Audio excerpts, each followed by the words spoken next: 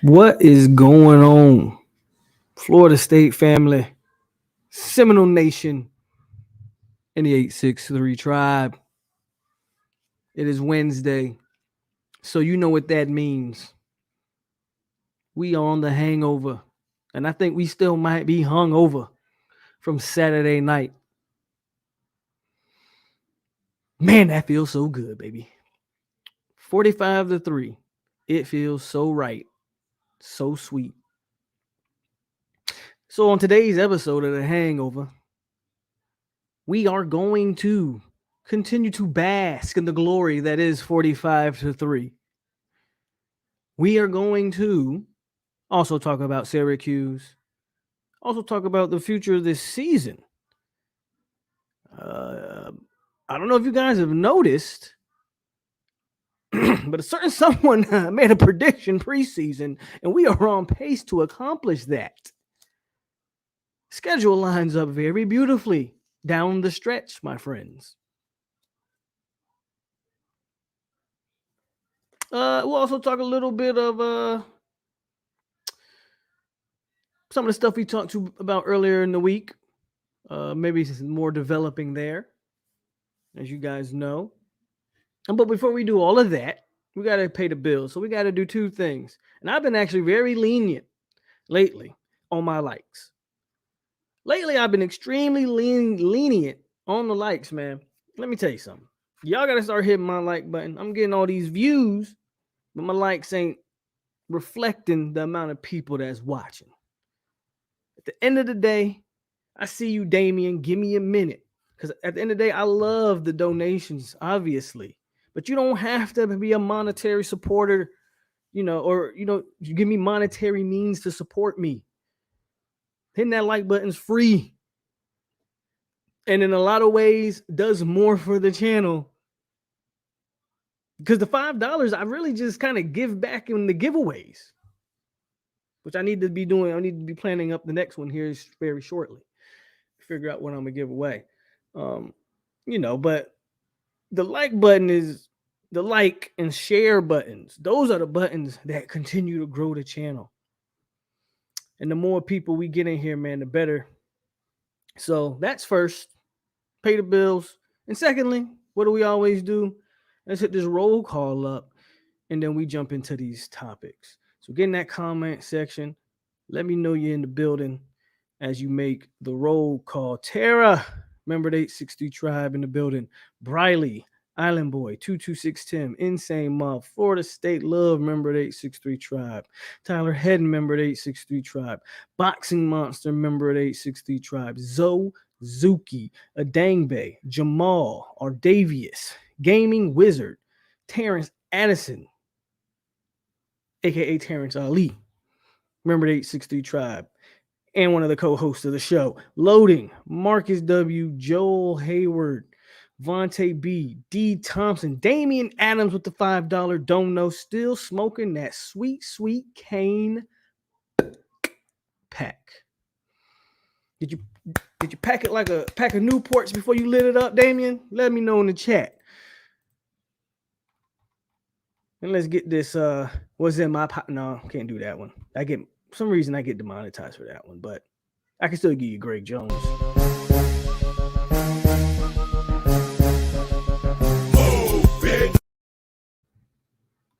VJ, member 863 Tribe, Jay Adams, Arnie, Jack, Right Way, let's get it.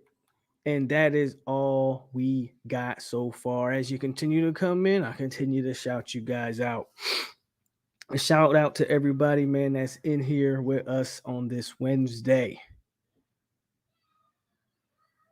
You're not the first person that's told me I got to clip that. So you can expect to see that one coming, Tyler. Look, man, we got a game, but we're still gonna bask in this glory before we move on to Syracuse, which we will do here shortly. By the way, I'm watching my Knicks get destroyed. I don't even know why I do it to myself every basketball season. I should have stopped being a Knicks fan 10 years ago. But every year I do this to myself. And the crazy thing about it, the point guard that everybody hated that we signed, which I wasn't a fan of, he's probably the best player on the team, which is actually kind of sad. And the Brooklyn Nets aren't even a good aren't even a good basketball team, and they're up 97-73. So let's get back to Miami before I get depressed. Holy cow. Now, we talked about it Saturday. But,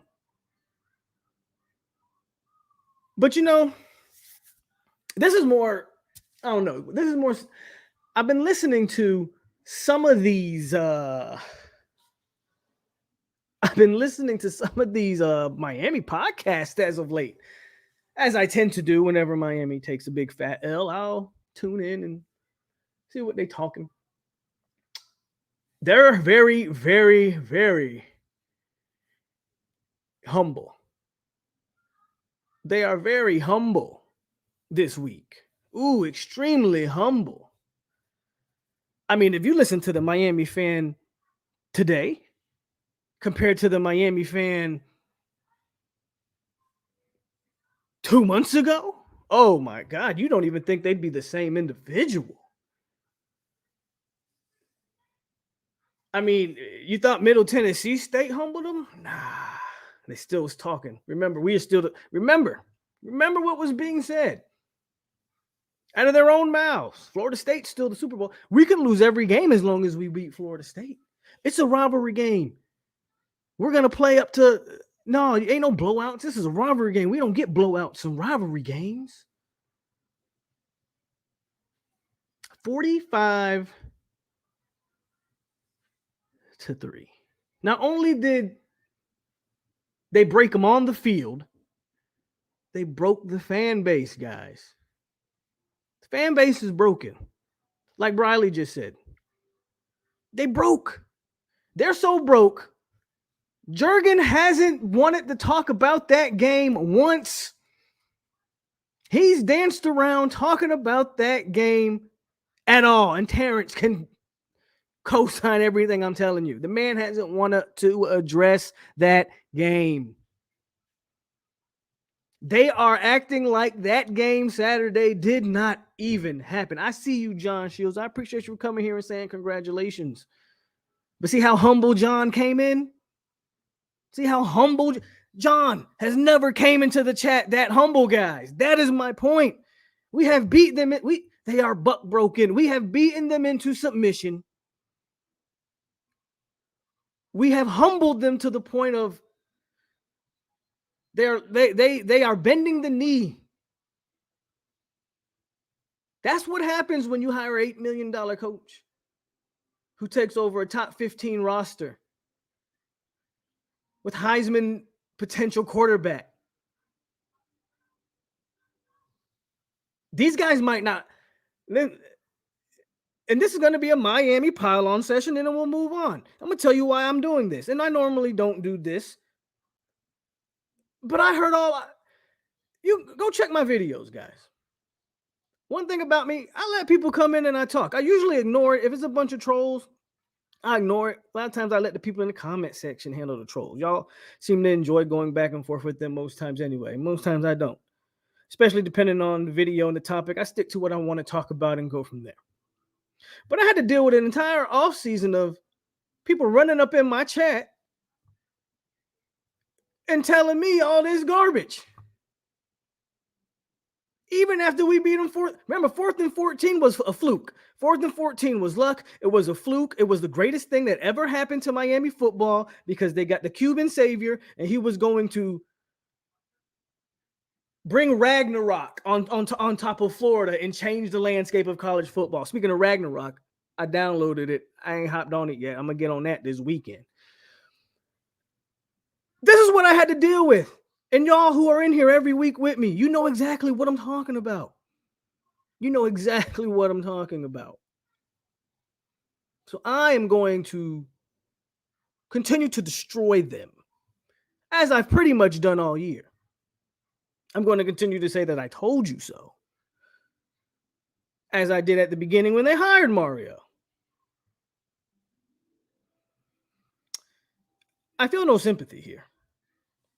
I only wish that more of them would come in and take these lumpings like a man. Again, I always shout out Zay, and Zay may be listening, he may be not, but Zay's in here usually week in and week out, win, lose, or draw. Zay come in here and he talks football at least. I can't say that about the rest of them. I shouted out John already. But again, look how humble John came in here tonight. And T2Y is always going to be in and out because, as we know, T2Y, he likes to troll and have fun with it. So T2Y doesn't count. I will not. I will. T2Y is dismissed from this conversation because you got to understand what T2Y's channel is all about. So T2Y doesn't count. I'm talking about everybody else. I'm talking about the people who. Oh, John, I see you. We are, of course, you're still a ride or die Canes fan. I would hope you didn't quit. 2 years ago, we won by 42. Yeah, you did. This year, you beat us by 42. Don't forget how you felt 2 years ago. I mean, again, win, lose, or draw, I'm on here. So you can actually go 2 years ago and see exactly how I felt. You can go 2 years ago and see exactly how I felt. That was also the COVID year, but we'll continue to talk. But some of these Miami fans, they remind me, you know how you got those friends who you think are your friends? And they only like you because you're in the same predicament as they are. But once you start having a little bit of success, oh, they get jealous and they don't talk to you as much and they don't come around as much. They don't give you a congratulations. That's how I'm feeling right now, to be quite honest with you. Some of these Miami fans who I thought were great supporters of the channel, I'm starting to think they only liked me because I was so upset at the time I've only been doing this for 3 years, by the way. And for the past 3 years, I've had a lot to be pissed about. So it's easy to like me when I'm talking shit about Florida State. It's easy to like me when I'm going off on Mike Norvell because he struggled the first 2 years and 52-10 did happen and Jacksonville State did happen and 0-4 did happen and lost to Georgia. It's easy to come in here and be my friend and say, man, I like your channel. You keep it real. You're a real Florida State fan. But it's not easy to be on here calling me a real Florida State fan when I'm telling the truth about Miami. The shoe's on the other foot, and I love it. And no, none of them are here. And if they are, they're listening, and they're saying, he's talking about me. Should I comment? If I comment, then I'll be if they comment right now, then you know exactly who I'm talking to because they'll feel guilty and they'll expose themselves. They may eventually show back up. They may not. We'll see. Y'all already know one of the guys we talk about, but the thing about New King is at least he's a consistent troll. And he consistently falls off the map. But there's some guys, man, who used to always be in the chat, and now I never see them anymore.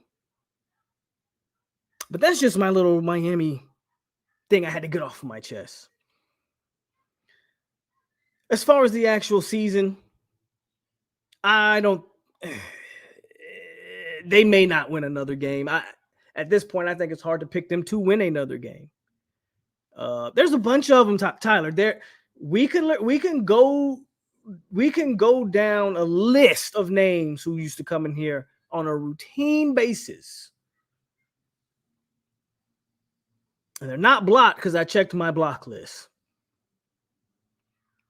And they don't show up anymore. And they haven't shown up. But anyway, as far as Miami goes, again, Georgia Tech's the only realistic game I think. They can't score points. If you can't score points, you can't win football games. 4-8 is probably soon to come here. I heard one Miami show on one Miami. I think it was one of the spaces, one of the shows I was listening to. So y'all, one of them said, what did they say? Oh, there's going to be about 50 transfers. I don't think they quite understand how 50 transfers works. There's only 84, 86 scholarships.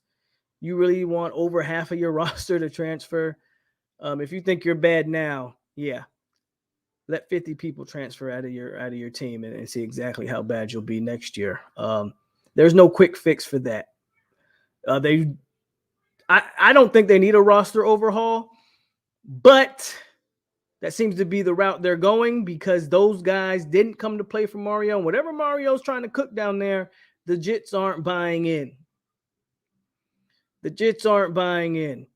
You know, Miami fans brag about a Mario Cristobal who won 2 Pac-12 championships, yet they fail to mention that one of those Pac-12 championships was in the COVID year in which they went 4-3. See, there's context to everything when you talk about Mario Cristobal. They fail to mention most of it. The only thing they will bring context to is though that record he got is at FIU, whatever. You're seeing what he is. Good recruiter. No one's ever said he wasn't. But when you're getting beat 45-3 in prime time on national TV, we'll see how much you can really recruit. But we can move on from Miami unless any of you guys in the chat have anything you would like to say. I'm pretty sure you guys would love to pile on. I'm pretty much done. I have no need to waste my team on a JV level FC, not even a Division III JV level JUCO team anymore. So this is going to be the last time I talk about Miami all year. Unless a Miami fan comes in the chat, then I'll get on them. But this is it. Yeah, or I'll be honest, if they lose in some type of spectacular fashion to Georgia Tech, I might even have to throw a little dig. But this is it for me. Honestly, though, I'm done. They're not competitive. They're not even a real program at this point. And they are blindly loyal to a coach with barely a 500 record. An entire staff that has not taken accountability. Go listen to their interviews, guys. That staff has not once taken accountability for anything. They've continuously blamed the player. Not only do the Miami fans blame the players, the coaches. Go listen to. All you gotta do is read between the lines. And in some instances, you don't even gotta read between the lines. They're flat out saying we got to get better players. You heard Mario Cristobal try to take credit for Trey Benson, a guy you didn't play. If you thought that highly of Trey Benson, now I do understand Trey Benson had an injury at Oregon, but when you left, he was healthy. And if you felt that good about Trey Benson, that would have been the first running back you tried to get with you to Oregon. Greedy Vance came out on Twitter speaking on behalf of Trey, saying that man didn't even call him at all. Matter of fact, he was the only running back in the room that Mario didn't call. So don't try to take credit for Trey Benson. You didn't do nothing with him and you didn't want him. The gall to sit on a post-game presser and have the damn nerve to say, oh, you see that running back over there? Yeah, that's the kind of guys we recruit. I really want you, if you have any type of comprehension skills, I want you to just take what I just said and dissect that. Not only is he trying to take credit for Trey Benson, I'll say it again. Yeah, that running back over there, now this isn't verbatim, but this is pretty much what he said. That running back over there, I know all about him. Yeah, that's the kind of guys we recruit. Forget trying to take credit for him. What is he saying? What is he saying about his own roster when he says, yeah, that's the kind of guys I recruit? They've done that all year, folks. Miami fans are eating it up. They eating it up. They think, oh, it's just what I'm talking. They don't realize that he's almost alienated every player in that locker room. Unless they came with him from Oregon, he's alienated everybody over there. Now I keep going on long because, man, I could really keep going on this guy. Because there's a whole bunch of, I hate to say it, but I'm going to say it. There's just a whole bunch of Taggart vibes here.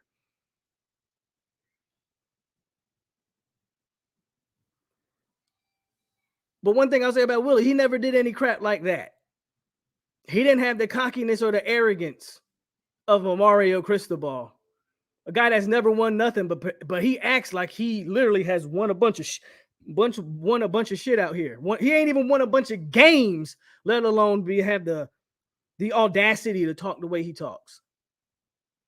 There's no wonder the kids don't play for him. I wouldn't play for the guy either. You've done nothing every time you got in front of a mic. It's shit on your players. Every time you've got on a mic, you shit on your players, bro. Every time. And don't even get me started on Gaddis. Because he's just as bad, if not worse. Josh Gaddis and the stuff he said, I'm surprised they put Josh Gaddis in front of a microphone. Talk about can't read the room. Talk about clueless. Talk about don't feel the pulse of your team. 45-3 exposed a lot.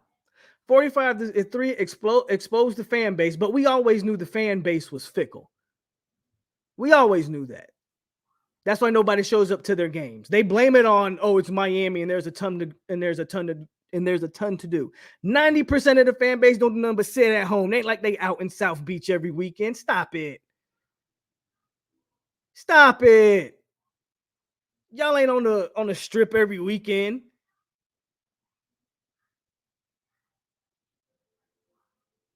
Don't lie to the people. Y'all at y'all houses playing the game. You don't care to go to the game. So the fan base has been exposed because that coaching staff, in my opinion, continues to get exposed. We'll see how they finish in recruiting, if they really have people bought in or not. But I'll be honest with you. I'll be completely honest with you. There's no way in hell. And forget all the other positions. If I don't know who Rashada's parents are or his handlers, there's no way I'm letting Rashada go play for that coach. He's ruined 2 quarterbacks. I don't think Jake or TVD comes back because he's ruined both of them. He's almost ruined TVD's career. Hey, notice I haven't even touched on that one. And people want to call Miami fans want to call Jake Garcia trash. I'm watching a coach put a redshirt freshman quarterback in on 3rd and longs and expecting him to be successful when you know you have a banged up offensive line and you know Florida State's defensive line might be the second best D-line in the entire ACC. If they're not second, they're top 3. But you put Jake Garcia in 3rd and longs and get shocked when he makes mistakes, throws picks. What the hell are you? What do you say? If Mike Norvell rotated Jordan Travis and Tate Rodemaker and only put Tate Rodemaker in on 3rd and longs, we destroy him. For some reason, Miami fans just eat the shit. Put some sprinkles on it and eat that shit up. I think I've spent too much time, but man, I can really go on because I just have a lot to say. I'm watching the dumpster fire out there, but I enjoy it. But I honestly enjoy it. But I'm just going to tell you what Miami fans won't tell you because they're so invested in this. This coach has to work. Newsflash, and this is going to be the last thing I speak, and then I'll get to the comments, and then we'll move on to Cuse. Newsflash, Mario has to work. Forget the money part. Yeah, you definitely put 10 years, $8 million into him. The prodigals, this ain't the first time they've had the prodigal son return. Except the first one, was Randy Shannon. It was a little bit easier to get rid of him. But forget the money aspect of it. If Mario Cristobal doesn't work in Miami, in the 10 years he's there, the program dies. Name another coach you're ever going to get to come to that program and do anything. If Mario Cristobal can't be your guy. If Mario Cristobal fails, that program dies. They've literally, you've never seen a school do what they've done, but put every aspect and resource into this one coach. From hiring a new AD and billion-dollar boosters and they've done it all. This is the result. You can say what you want about needing a rebuild and a talent flip. The team had enough talent to at least be competitive. I understand a coach has to come in and get his vision and do things his way, and it's going to take time. But people talked about Mark Richt for years and how he couldn't get over the hump. And Kirby came in there, and yeah, they only went 8-4 the first year, but they went 8-4. They were competitive. They were still able to win games. This team's not even competitive. They don't even show up on a week-to-week basis. They lay down. First sign of adversity hits, and Miami lays down and takes it. Like an OnlyFans model. So, newsflash, Miami fans, you better hope. You better hope Mario works. And John, to answer your question, no, I don't want the program to die. But if Mario fails, with there are coaches that wish they had half of the support that Mario Cristobal has in that university right now. Mario Cristobal could go blow up a bus full of nuns and nobody would say anything about it down there. That's that's the power he has right now in that program. If he fails, I'm just being honest. It has nothing to do with what I want. I'm just telling you how I see it. Briley said he'd be thrilled. I actually enjoyed the Miami games, but at this point, it's whatever. Do I think Mario can turn it around? Absolutely. I do. But he's going to need 4 or 5 years to do it. It ain't damn sure ain't happening this year. I don't believe it happens next year. In year 3, he finally starts winning some games. How many? Not sure. But the way that fan base is, I'd be surprised if they gave him year 3, 4. Let's move on to Cuse. I think I've said my piece. As you guys see, I've had a lot on my chest about that damn team and their fans. So I just had to get it out there. And I'm going to scroll back up and read some of y'all comments. I missed a lot of comments, man, because I just couldn't stop. I just couldn't stop talking about it. But I'm going to start. Let's start with Boxing Monster, because why not? Manny Diaz team scored 28 on FSU last year, but Cristobal team scored 3. As if Toafili didn't scorch them also. He didn't notice how he didn't mention Toafili. And we got to start. Let me tell you something. Off topic of this, we got to start putting more respect on Toafili's name. All he's doing every game is averaging over 100 yards of total offenses and about 2 touchdowns, 1 on the ground, 1 through the. All Toafili's doing is having over 100 yards of offensive production damn near every game. We got to start putting more respect on his name. I know he doesn't have the super physical runs like a Trey Benson and all of that, but we got to start putting respect on his name. Toafili's that guy. I'm glad y'all see what I'm seeing. No, I'm not just making this up. I'm glad people are seeing it. But see, we don't have the green and orange tinted glasses on. Or should I say the Cuban tinted glasses on?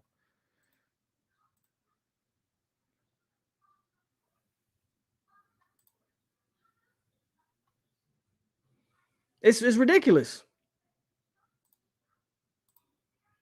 I got to talk about Willie, man. It's the truth, Terrence. It's the truth. It's the truth. Leave him alone. I can't. It's the truth. If I'm going to go at Cristobal, man, I got to keep it on it.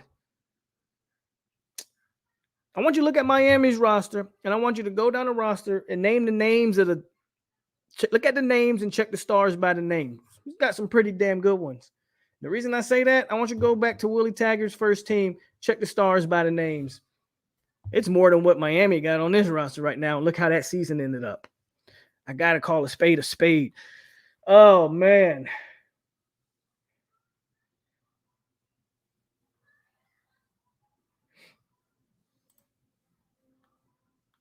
Yeah, Rooster's another one that's done. They screwed up Rooster. They screwed up Garcia. They've screwed up TVD. It's ridiculous, right?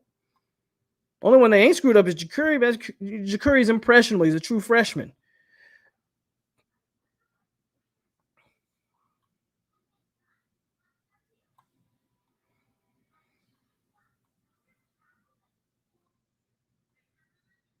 Oh, y'all like get him. I gotta get him, man. I wish Mike had that in him. I'm not gonna criticize Mike any tonight. I've said this a bunch of times. That speech Mike did last year after the 0-4 start, where he was about to cuss and he stopped. If Mike had cussed in those moments, it might have been the greatest speech of all time. That speech would have went down in the histories. Sometimes I'd be wanting Mike to just let him rip, but he's a man of composure. You can applaud that. If you don't want your coach subbing you in and out of games, throwing you under the bus and taking your NI, there you go.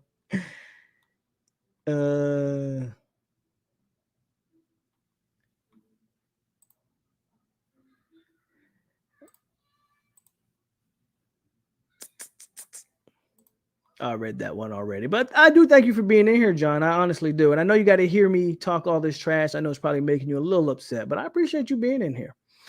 I really do. That's fair.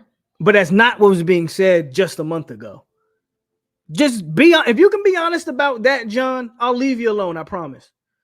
If you can be honest, it's easy to say now that, oh man, this is probably like a 3 or 4 year rebuild. And that's a fair point. I want you to be honest. Did you think that 2 months ago? Be honest if you thought that 2 months ago. The same kids you're saying are trash, and I'm not saying necessarily you per se, John, and you might be saying it, but I'm not saying you have said this. But the same kids, your fan base is the whole fan. I'm listening to these Miami pods, bro. I'm listening to them. So the same kids y'all are calling trash. I want you to know if you were saying that 2 months ago, because they're the same kids.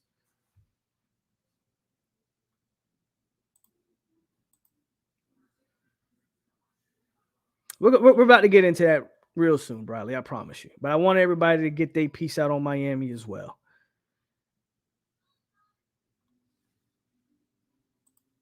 Enzo, what's going on with you?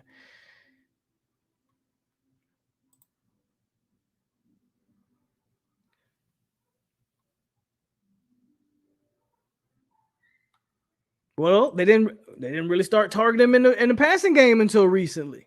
They started targeting him in the passing game, and now look what he's doing. It's all about personnel usage and how you use them.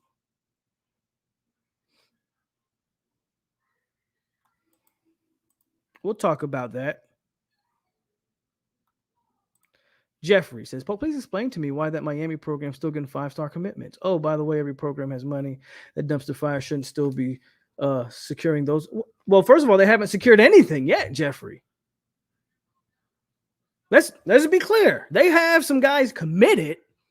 This time last year, we had some guys committed. They ain't signed nothing yet, and they might. But I'd be shocked. I'd be shocked. You can say all you want. There's no way a kid's looking at that product on field and say, I don't care what any of these kids say. Travis Hunter said the right thing up until the day of signing day. He said he wasn't going, lied to all of us. All of them are going to say the right thing. Oh, I'm not swayed. I can go there and compete right away or take a job. Okay. If you think a true freshman is going to go in there and turn that program around, I don't care what true freshman it is. Good luck. Good luck.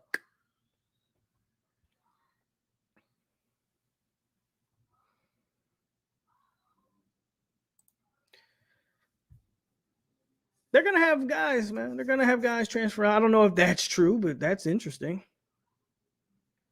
No, they haven't gotten any commit. Of course not. Hey, how you doing? Good to see you.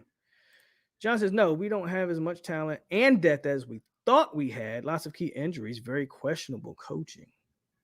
Okay, if you're telling the truth that you weren't saying that 2 months ago, then okay. But again, I'm not going to go too much more on Miami. We've done all we did. We've buried them, thrown dirt over them, pissed on the grave, spit on it, and we're moving on. They're dead buried for the season. Maybe next year they'll figure something out. Syracuse, man. First of all, no, before we get into Syracuse, hit my like button again. Hit my like button. 38 likes. I think we have over 70 people watching. So, yeah, I got 75 in the building and I only got 38 likes. Again, hit my like button. The least you can do. I don't ask for much from any of y'all. Matter of fact, I don't ask for anything except for you to hit my like button. I'm assuming the reason I don't have all these likes is because I got a bunch of Miami fans pissed off. But hit my like button. Hit my like button, please. Before we get into Cuse, let's talk a little about what some of y'all was talking about. First, let's talk about Sam. As we know, early in the week, Sam McCall hit the portal, allegedly, only to backtrack. And then the next day, and since then, has been at practice. Good to see him at practice. I think he's actually still listed on 247 as in the portal. At least the last time I checked, he was. I'm hoping they take hoping they take that down because he's still at practice and he's still so far a part of the team. So it's good to see. It's good to see him out there still. And I know some of y'all have y'all opinions on good old Sam, and they're all fair. Well, some of them are fair, but they're your opinions and you're allowed to have them. I understand he's a young kid. I hope he sticks with us because I believe he has a bright future. But ultimately, I hope he does the best for him. But again, good. So Damien says he's no longer listed. I saw his name on there last time I checked. But again, like I said, he's been at practice. So no, the portal's not open. But if you go on 247, you can see whose names are in the portal. They have a portal tracker that shows who's declared for the portal and those things. So last I checked, his name was in there. I haven't checked. So of course I got Seminole T2Y, my man Seminole T2Y. Damn good ring to it. Of course, he's saying one thing. You can never take anything T2Y says, and he's serious because he's yeah. I believe not Briley. Who said he's not? I believe Damien when he says he's no longer listed. Kid's gone. We have to move on. I don't believe that for 1 second. He might be gone. That second sentence, I don't believe. Why do we have to move on from Sam McCall? Did Georgia move on from Amarius Mims when he went to the portal but came back? Why do we have to move on? I'm curious about why we have to move on. That's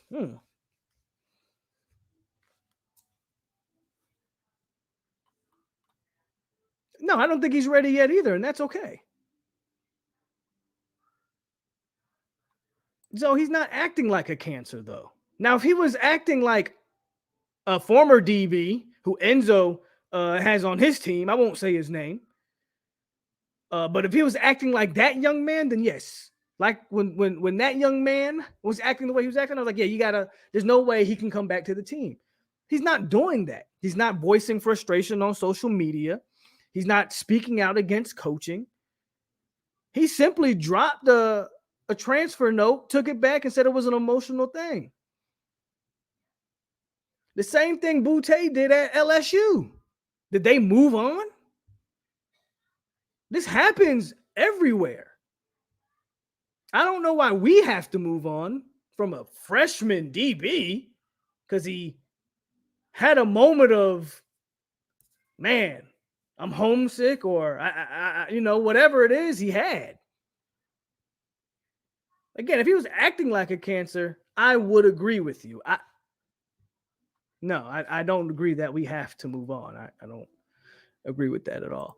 What's up, POLK and No fam? I honestly think Miami needs to bounce back and become a decent program. So when we beat them, it will make our resume look good. Well, of course. Your LSU win is looking a lot better after they beat Bama. They pose, yeah. Our LSU win don't look half bad. That Louisville win don't look half bad, as y'all have kind of gotten better over the course of the season. I actually think, don't we all have the same rank? Not rank, but same record? Some of our wins don't look bad, do they?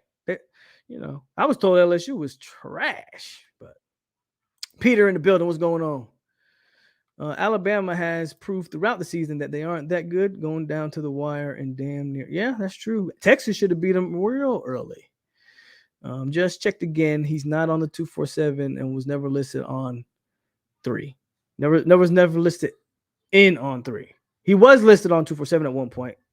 I don't really pay attention to on 3. That's just me though. What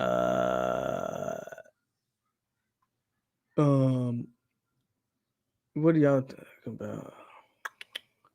POLK, is it me or is AZ progressing faster than Sam?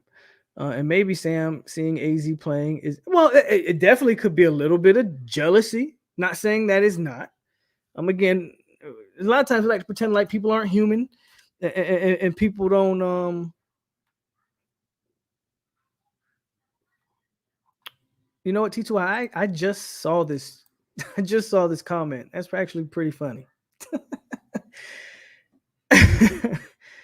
At first, I didn't pay much attention to it. Man, get T2 out of here, man. Stupid. Oh my God, look who the hell showed up. I'll let you handle him, guys. I'm gonna go back to this comment here. Yeah, but it could be a little bit of that. Again, just natural feelings of, man, we came in, this guy's getting a little bit more burn. Sam also has to understand where he fits into the. I mean, you could say the same thing that some guys could have looked at Sam and said, man, you on this kick return team, and a lot of people don't think you deserve to be there. Right? So these things go both ways. Sam just got to get his emotions in check. And again, I don't think he's been a bad teammate at all, and just understand his time will come. Some guys progress faster than others.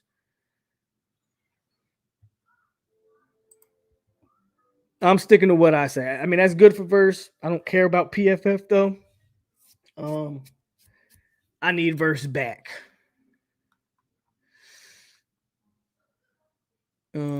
I know the Cane's not talking about getting transfer portal kids the way they, bro, Kerry, we already done smashed everything about their existence to this point. So that's the only way they're going to rebuild the program, though. They've thrown every player on the team under the bus. So there's going to be a mass exodus of Miami Hurricanes. They have no choice but to build through the portal.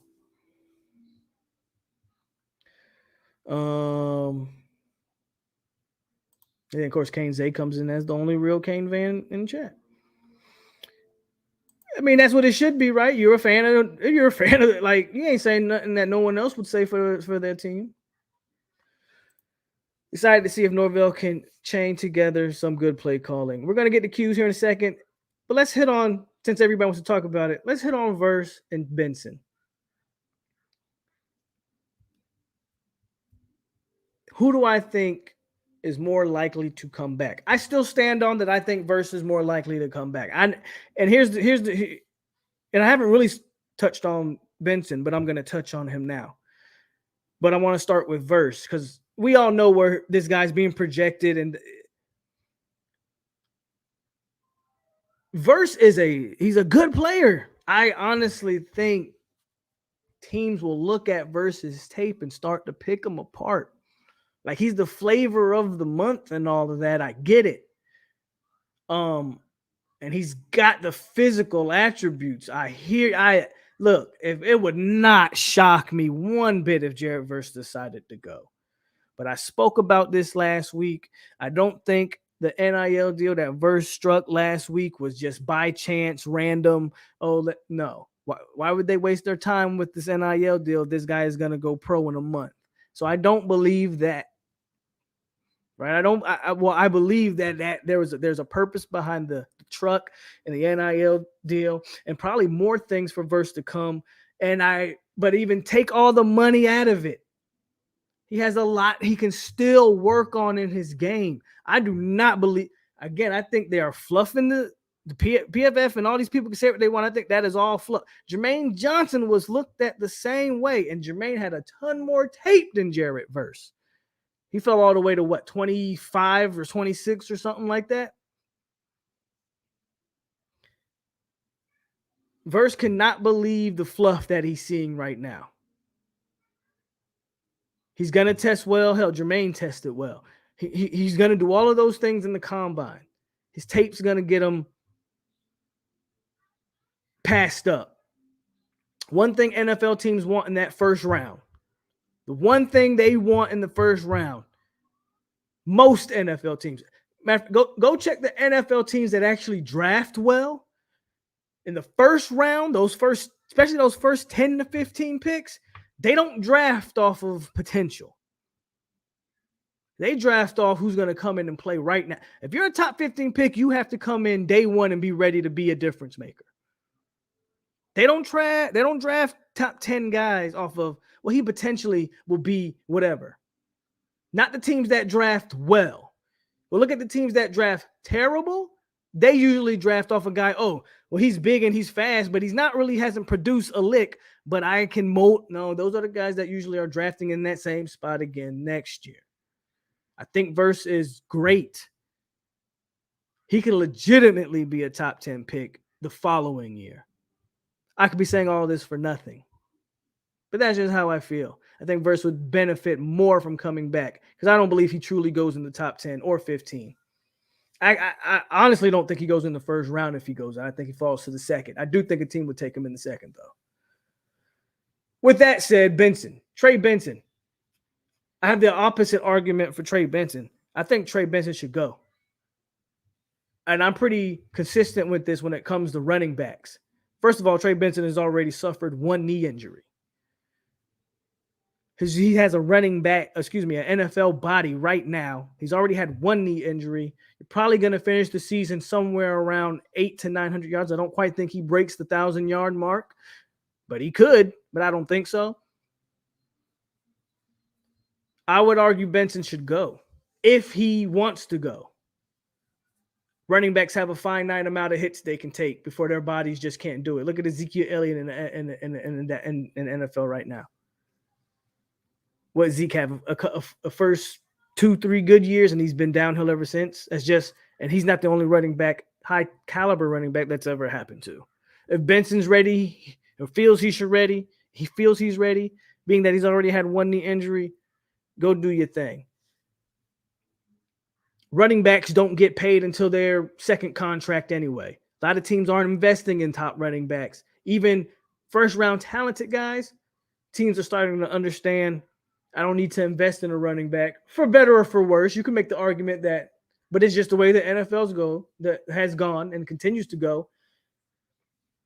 The teams understand that they don't have to pay a running back to that second contract. Benson should go, whether he goes 4th, 5th, 6th round, wherever.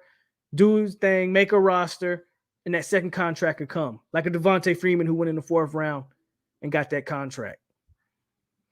So that, I think, two different things. Because Benson's never going to flirt with top 10. Benson's probably never going to flirt with the first round, if we're being honest. So Benson should go. Verse, on the other hand, is at a premium position. So, you guys see my logic there. See what y'all talking about. Nuking thinks y'all still not getting the top. See, this is what they've devolved into. Again, we've broken them. They just blabber nonsense at the wall. No, we build them through recruiting. Okay. Gotcha.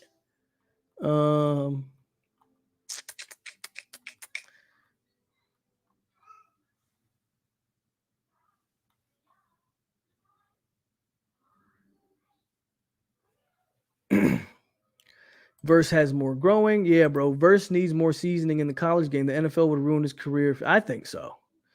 I think some of y'all still going at the Miami fans, who decided to show up. So keep doing that, guys. Well, if Jermaine fell for his age, I don't necessarily think Jermaine fell for age, but I do. That probably played a factor. But Verse is already 22. Look, man, NFL players don't.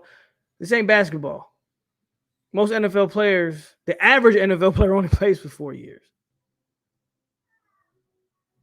A lot of them get lucky if they make it to 10.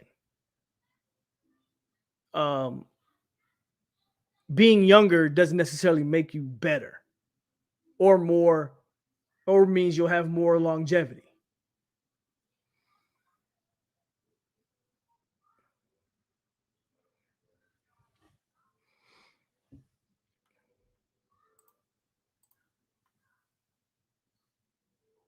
I agree that, Marcus.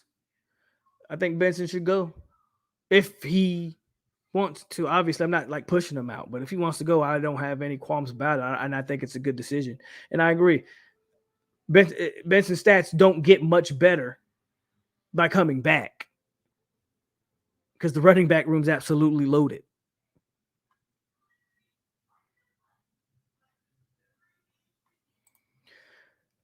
I'm not against that. I think kids should be able. When you say the draft process, do you mean like declare for the draft, or do you mean just go through like the workouts? Because I can't think of any. Name a basketball player who went through the draft and then came back to college. I don't think that's even a thing. I could be wrong there, but I don't. That's not real, is it? Bro, I went to the Clemson game and Verse was running drills by himself in the end zone. That dude is a monster. I mean, I'm not saying he's not a monster. He still got game to work on.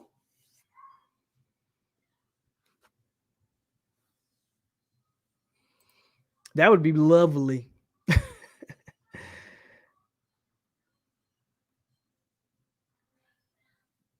This is what they develop. See, John Shields got a couple of his buddies in here. Now he's trying to go back to doing. Remember how humble John came in with his head bowed and, excuse me, sir.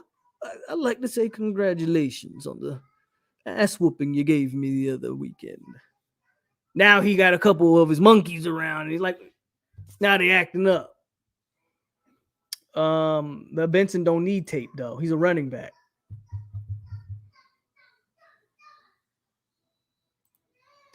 Yeah, and again, how does that work for the Jaguars? Again, you proving my point. Thanks for that, Ardavius. I don't know if you're a Jags fan. Trayvon Walker was drafted off of potential. It remains to be seen. But what did I say? The teams who draft well, they don't draft off of potential. When the Rams drafted well, who they pick at in the top? Jalen Ramsey and the like. When that team was actually being competitive. There's no coincidence that Jalen Ramsey, everybody knew, was ready to play day one. There's a lot of questions about Walker. He wasn't necessarily he wasn't the guy that flashed off the screen at Georgia. You really make my whole point with that. Trayvon Walker was drafted by a team that notoriously drafts extremely poor because they pick potential over first year production.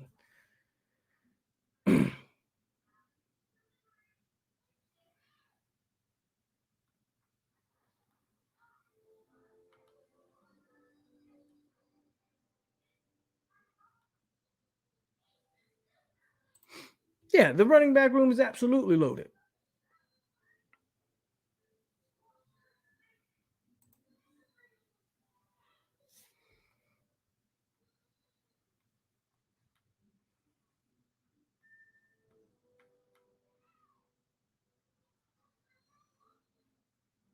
That's the only thing going for Verse is that he's not in a stacked DN class. And I still don't think he would go top 10, top 15. I still don't think he would go first round.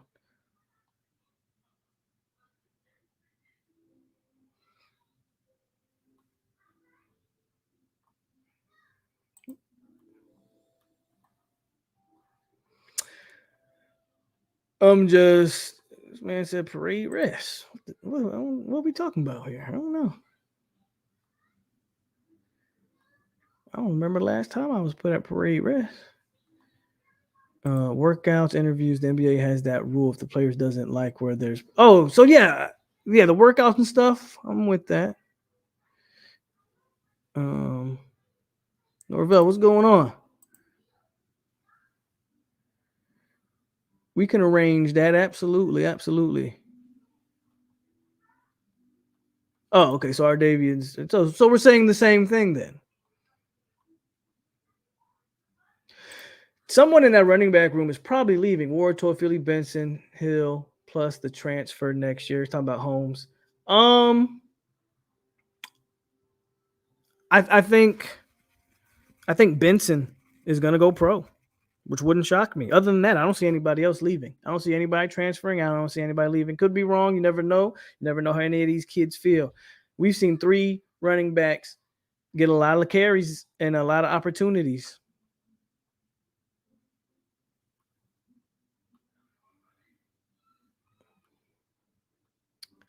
What's up, Irv?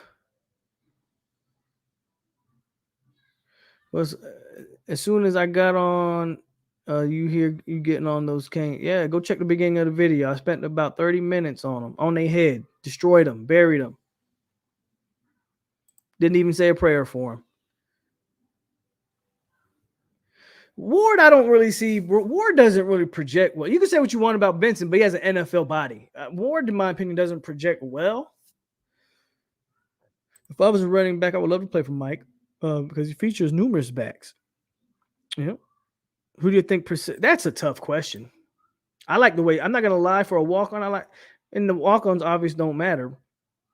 At least apparently at running back, they don't seem to matter. Mike knows how to really pick those, even though he did not pick Trayshawn. Trayshawn was already here when he got here.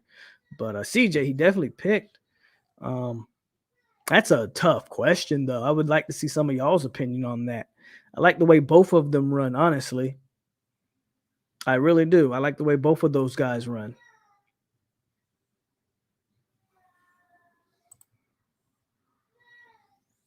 Sure, there's players I would take. If James hits the portal, we'll show you how to use James Williams right.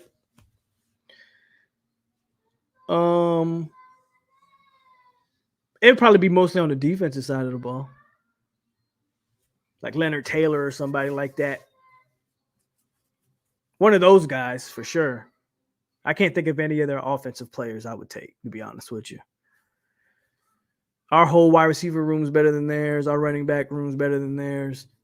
Quarterback room better than, like, offensively, there's not a player on that offense I would take. Defensively, though, they got some guys I wouldn't mind having.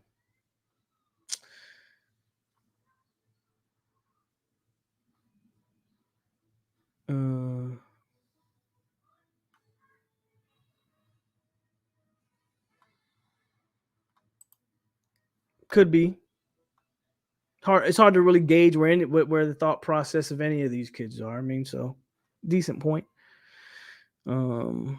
Why would Toa Philly transfer when he's getting featured? And why? I would love to know, Davies. Just what makes you think Toa Philly would transfer? I'm just curious. I think Roddy Hill has a brighter future. He seems more explosive to me. When I watch them. Both have bright futures, but fit different roles.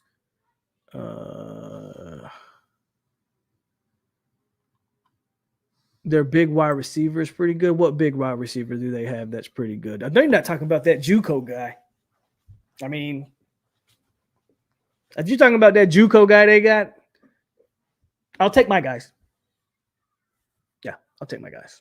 Anyways, man, let's move on to Syracuse. We've done a whole hour. We ain't talked about Syracuse. And please, Davis, please answer my question. But anyway, Cuse, man, look, I told you guys 3 weeks ago when Cuse was 6-0. I said, man, they look good now. They're about to hit a stretch of games. That Cuse team that we play is not going to be the Cuse team that you see now. And lo and behold, that Cuse team we play this weekend is not the Cuse team we saw 3 weeks ago. They're banged up across the defensive line. Obviously, quarterback is the big one that we don't know what's going on there. Honestly, even if Schrader plays, I'm not so sure it's going to matter. They're not the same team. So it came to fruition as basically as some of us thought that this Cuse team would. They had a cakewalk of 6 games. They played really no tough games. They hit a stretch of tough games, and bam, injuries happen. But that's what happens, right? Same thing happened to us. We hit our tough games. Guys started getting banged up, missing some games. It happens, right? It happens. If he does play, I think he definitely makes our defense work. They'll score some points. However, I'm not so sure their defense can really do much. That defense, the lone game that I watched them play was way early in the season. And it was the LSU, sorry. It was the Louisville game. Their defense was pretty good in that game. They played a pretty good all-around game. But you have to stop. I've kind of talked about this the last couple of weeks, and at some point I wanted Florida State to make me a believer, and this is where they're at. They beat Georgia Tech in a game they didn't even play well. 41-16 or whatever that was. Then the next week, go on to beat Miami 45-3.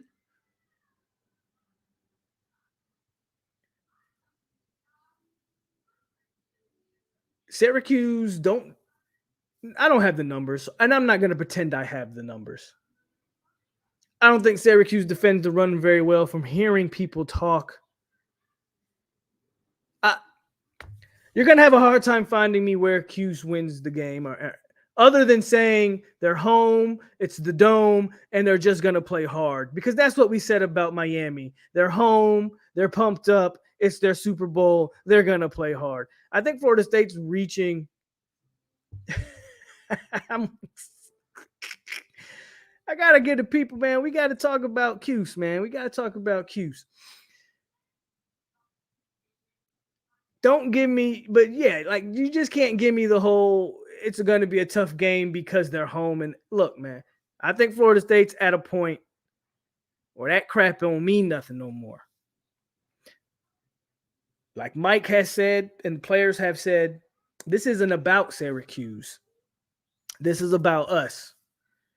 What does that mean? Don't let 45-3 go to your head. That's what that means.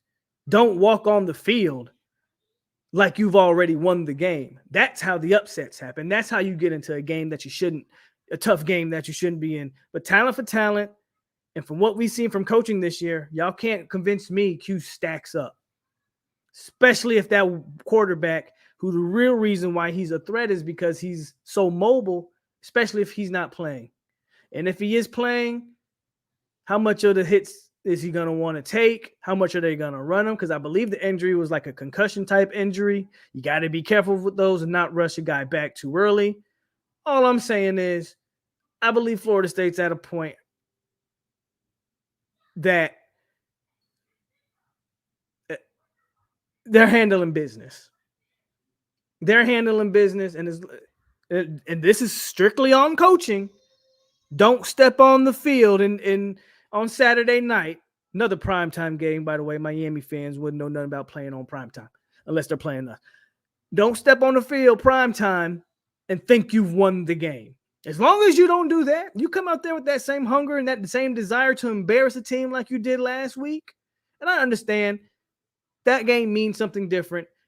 It's unrealistic to ask them to have that same level. Maybe it's unrealistic, but maybe it's not.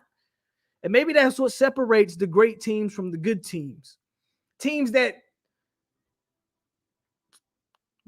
don't have to get themselves up for a game, but just treat every game as the next, task in front. Again, I think it's a little bit unrealistic to expect them to have that same level of determination. I don't know if that's the word I'm looking for against Syracuse, but you still have to treat Syracuse like it's a legit opponent. And as long as you don't come on that field acting like you've already won that game just because you won 45-3 the week prior, I think you're fine. I think you're fine. I said it before the season. I wasn't worried about Syracuse. Syracuse went on a 6-game winning streak, and I still wasn't worried about Syracuse because I look at who they play. And then I said Syracuse will show me everything they need to show me in this next stretch of games because this is where they're going to start playing some real football games. And lo and behold, they've lost 3 straight. Florida State, I believe, is hitting their stride. I think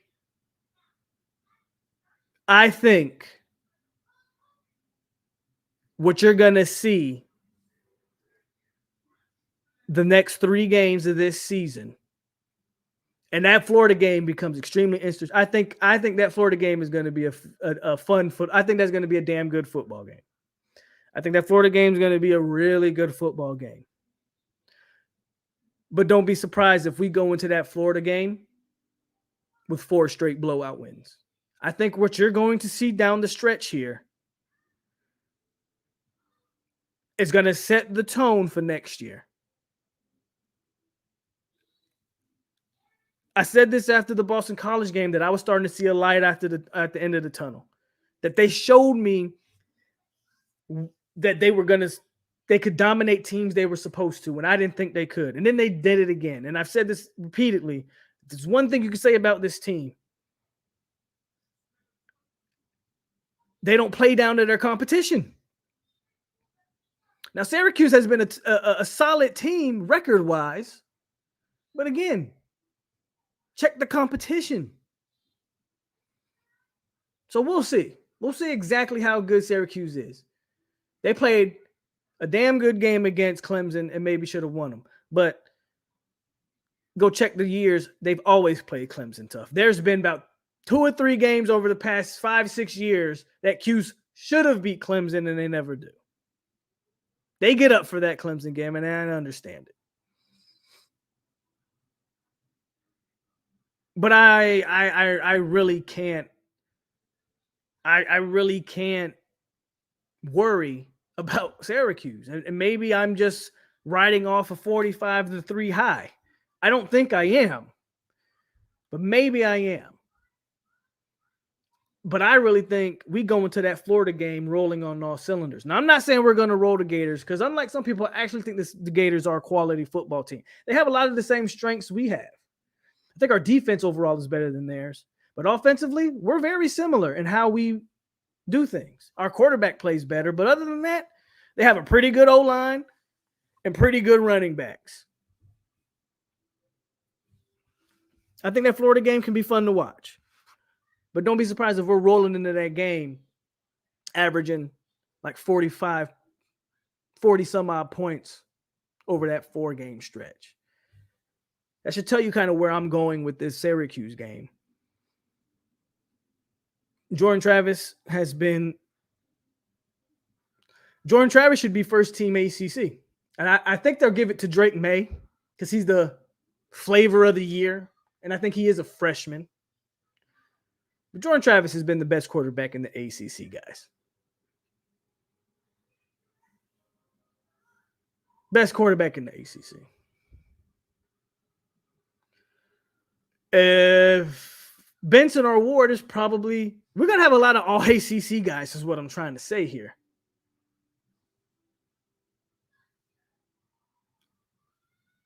I think this team's about to hit a stride, man. Mike's starting to sell a vision. The team's starting to respond to it. I don't want to overreact by beating a JV Pop Warner team that we did last week. I don't want to overreact to that game because that's exactly what we played, a JV Pop Warner team. But I just like what I see.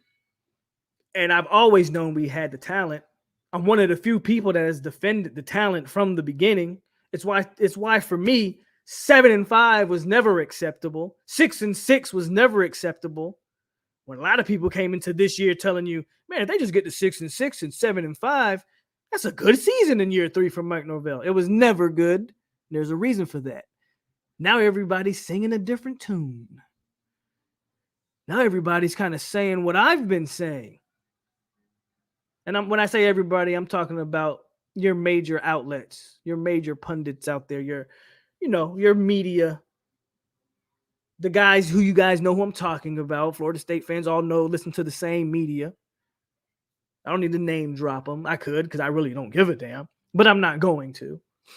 The point is, they were all selling you one vision. Me and maybe 1 or 2 other people were telling you something different. Who seems to be right? It would be a total embarrassment for us to finish with 7 or 6 wins at this point. Look at the schedule. To finish with 7 wins would mean you only beat Louisiana. And to finish with 6 wins, that would just be, again, another embarrassment. And I don't believe that happens. I think we take care of business in comfortable fashion. No quarterback or not. Thomas Schrader, Wally Gator, T2Y the hater. I don't care who's at quarterback. Line it up.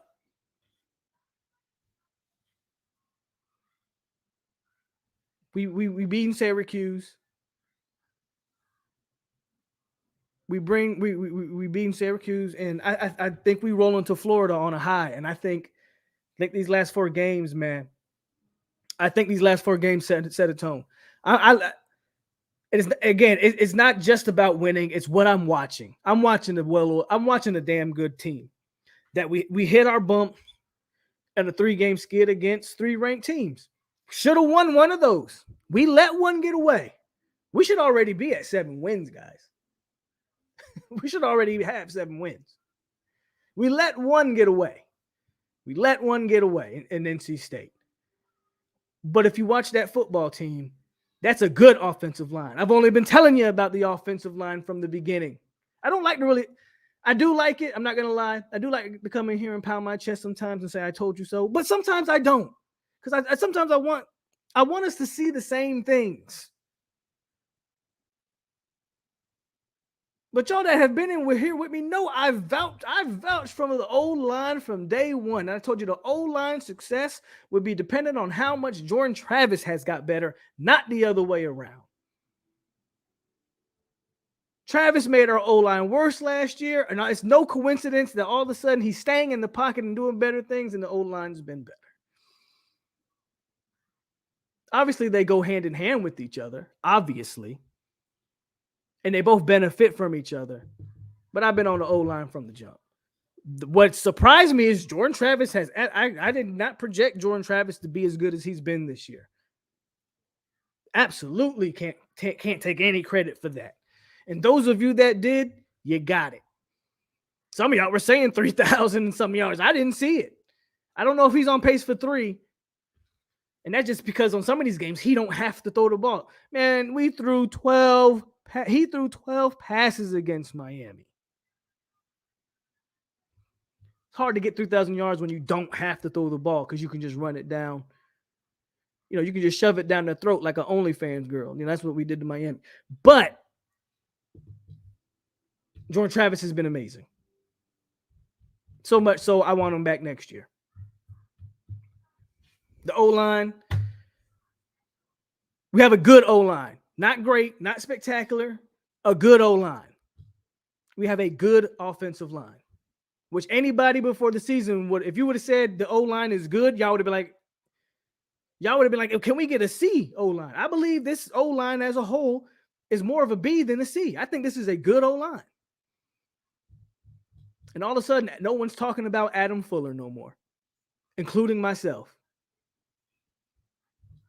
Granted, again, we played a JV Pop Warner team last week that hadn't scored a touchdown since Moses was tossing a football to Jesus in the backyard.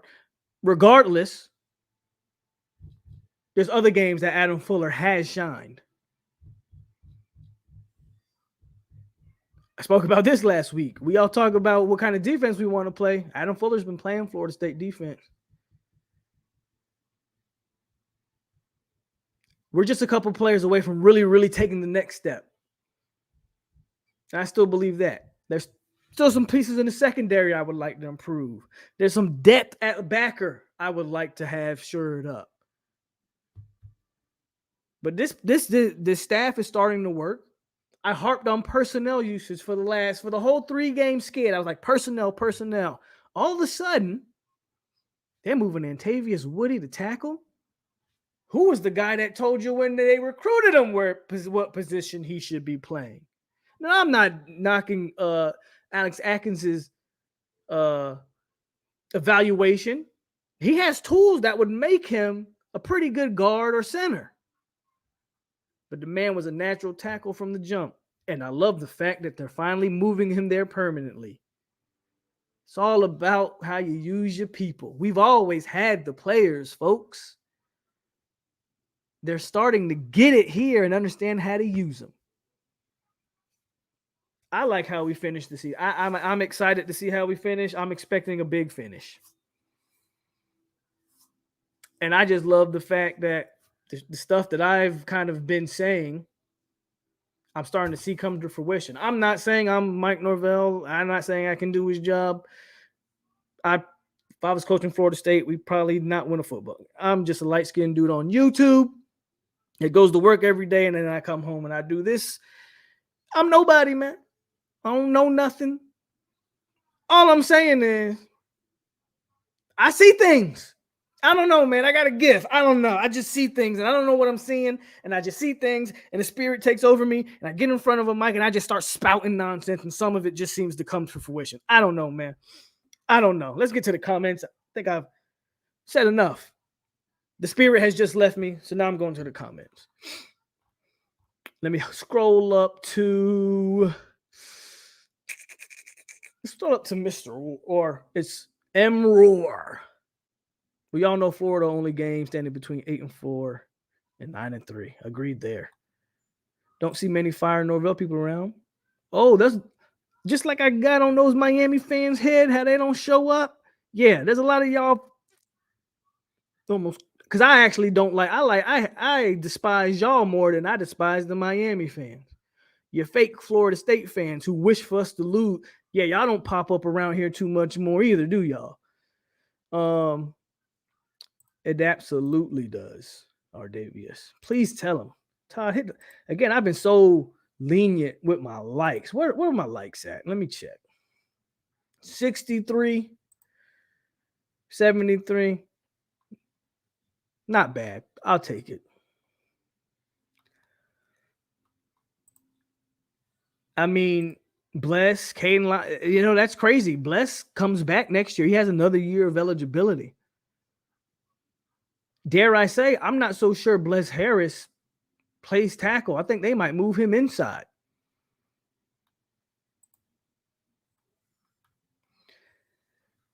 Polk, that old line hasn't been this good since day one. They've taken big strides. The only game, in my opinion, that old line played bad in was Wake Forest. Off the top of my head. We played bad at Wake Forest. But you also have to remember, we suffered injuries. Robert Scott missed a couple games. We losing Bless Harris early, so we had to find a way to offset that injury because we lost him early.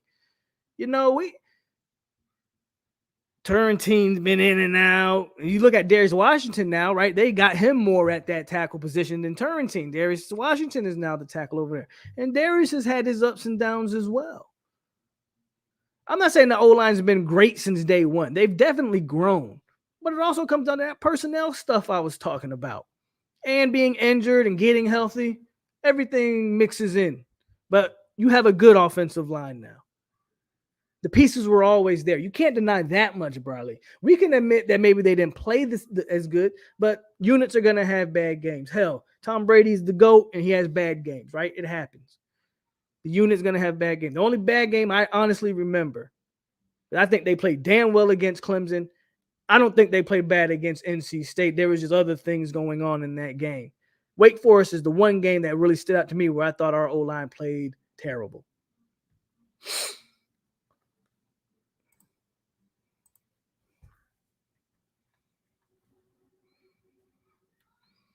If you go back and watch the past few games, but especially Miami game, Dimitri Emmanuel has been incredible. I don't like to do this, Tyler. I think about 3 weeks ago, I was like, I think Dimitri Emmanuel might be the most consistent offensive lineman on your team.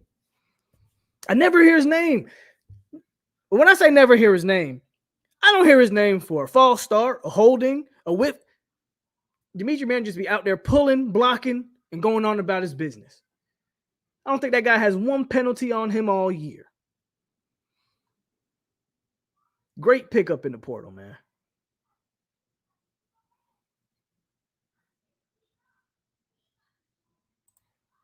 Right. Darius, man. Darius got the nod.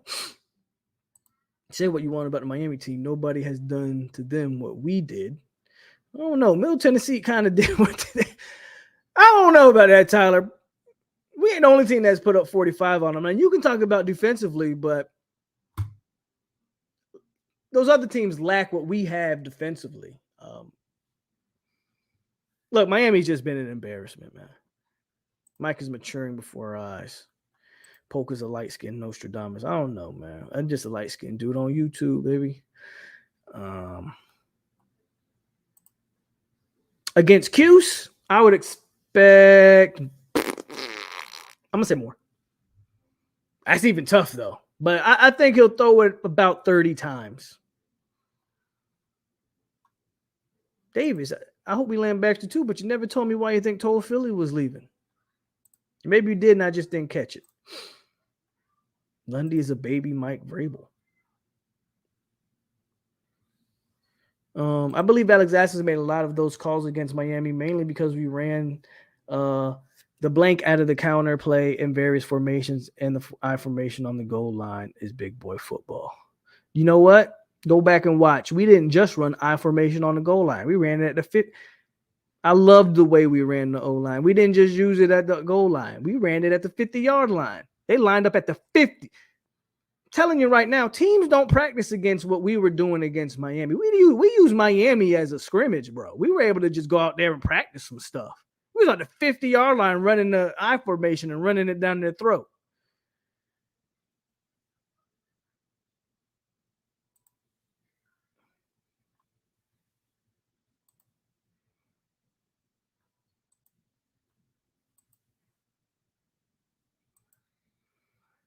I mean, again, I hear y'all about you talk about O-line in the second half. But a lot of things went wrong in that second half against NC State, you know? More of a team thing than just the O-line failing you. Darius Washington got the nod. I think they should.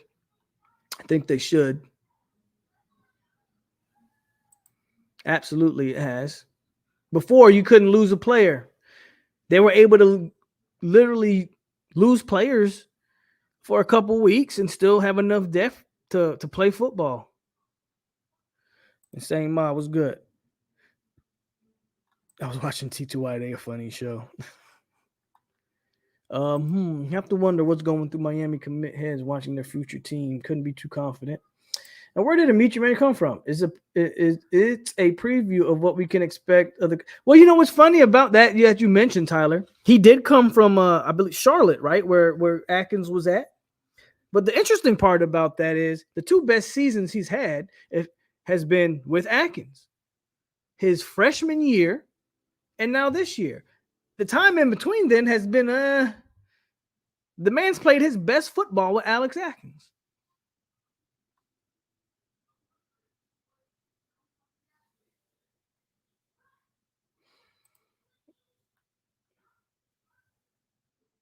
Yeah, man. Real talk, T2I. Let Insane on your show. Let Insane on your show. And yeah, you won't be disappointed.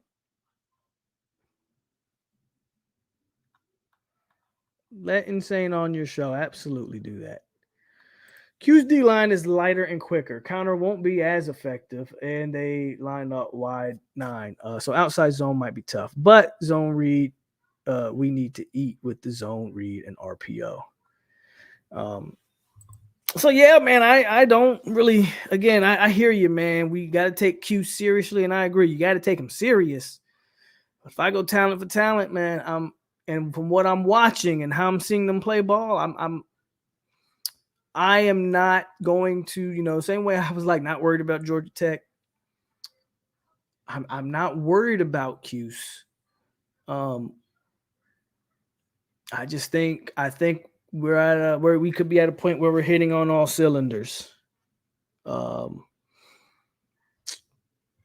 believe that. So we've gone an hour and 30. As you guys know, I don't go too long on these. So with that, that's it, guys. And then y'all get something from me Friday. And then, of course, Saturday, y'all know where to tune into. But I spent the first 30 minutes putting the nails in the coffins on the Miami Hurricanes.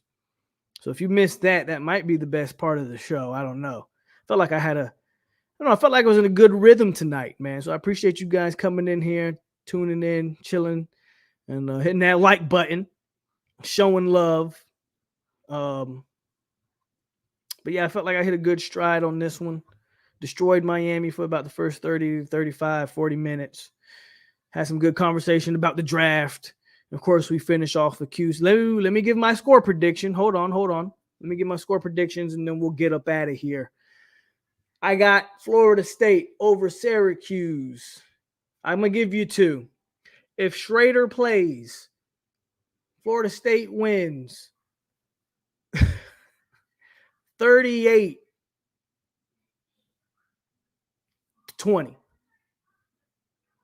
If Schrader does not play, I believe we get a little bit more offensive possessions due to turnovers and the like. I think we go 47-13. 47-13. Those are my two predictions. I honestly think we win fairly comfortably in this game. So for me, I expect another big time win. I expect another comfortable win and another dominating performance. Shout out to T2Y before we get out of here with the $5 donation. He says Florida State 31, Syracuse 17. Man, that's a pretty good prediction, man. I appreciate that.